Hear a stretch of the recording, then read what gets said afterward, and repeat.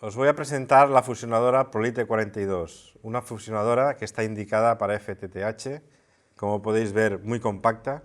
Vamos a hacer una demostración de cómo podemos fusionar con esta máquina. Vamos a utilizar dos pigtails de fibra monomodo. El proceso va a ser, primero vamos a limpiar lo que es la fibra, de que vamos a quitarle las zonas de plástico.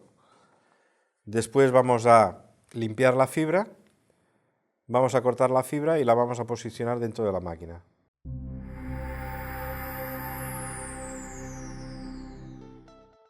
El primer paso es introducir la fibra dentro del capuchón para que una vez cortada y fusionada podamos protegerla.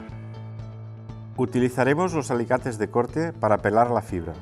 Como podéis apreciar, hay 3 hendiduras de diferentes tamaños. Utilizaremos una tras otra según convenga en nuestro cable.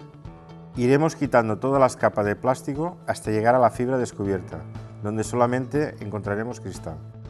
Vamos a proceder a quitar todas las capas de plástico que recubre la fibra. Primero la cubierta amarilla. Y después la capa de plástico transparente que hay debajo, que es el revestimiento que tiene la fibra. Como podéis ver, la fibra ha quedado totalmente desnuda.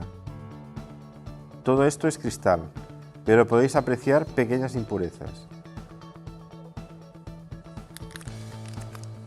Con alcohol isopropílico vamos a limpiar la fibra. Limpiaremos bien y ahora procederemos a cortar la fibra.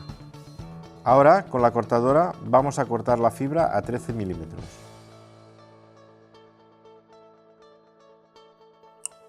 Simplemente bajamos,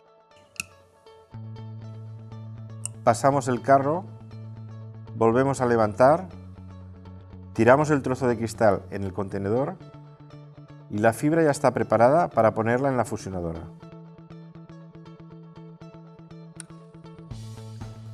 Vamos a posicionar la fibra dentro de la fusionadora.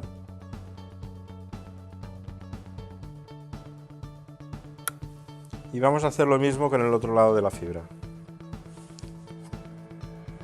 Vamos a cortar, pero vamos primero a pelar. Segundo vamos a limpiarla.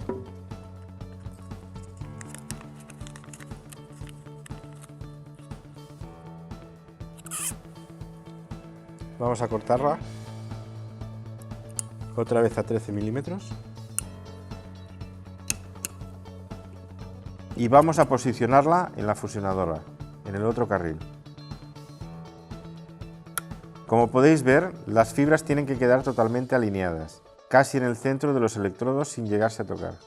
La máquina, automáticamente, cuando cerremos la tapa, alineará las fibras a partir de los núcleos y las unirá. Como podréis apreciar, el proceso es totalmente automático. Simplemente cerrando la tapa, la máquina alineará las fibras y procederá a la fusión. Una vez finalizado el proceso de fusión, la máquina nos indica la pérdida estimativa que se ha producido. Como podemos ver, 0,01 dB. A través de la tecla X, Y podremos ver los ejes superior e inferior de la fibra y comprobar que todo ha quedado perfecto. Para finalizar el proceso de fusión, vamos a introducir el termorretráctil dentro del horno para proteger la fibra.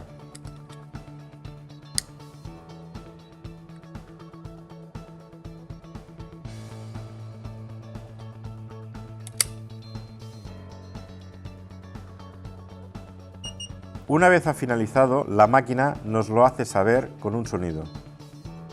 Ahora la fibra ya está preparada para poderla guardar en la bandeja o en la roseta. Hemos acabado todo el proceso de fusión y para garantizar la calidad del empalme vamos a medir su atenuación real. Vamos a utilizar un generador de luz y un medidor de potencia, ambos equipos conectados por un latiguillo. Lo primero que vamos a hacer es generar las 3 longitudes de onda de trabajo y vamos a calibrar el medidor de potencia a 0. Como podéis ver, el sistema está calibrado, no hay pérdidas. Todas las longitudes de onda tienen 0 decibelios de pérdida. Ahora conectamos un extremo de la fibra fusionada en el generador de luz y el otro en el medidor de potencia. Y podemos apreciar las pérdidas del sistema. Las pérdidas son prácticamente nulas, por tanto ha sido una fusión perfecta.